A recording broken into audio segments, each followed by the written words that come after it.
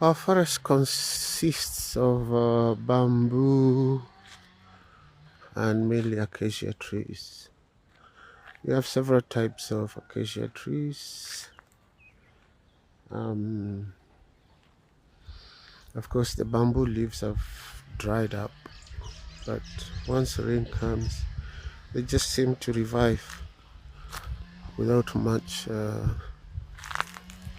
effort. They just seem to revive. It is hoped we'll get rain later this month. Well, hopefully this week, and our bamboo will revive. My thinking is that although I haven't got a market for this bamboo, I will chop it up, just have it all cut and piled. After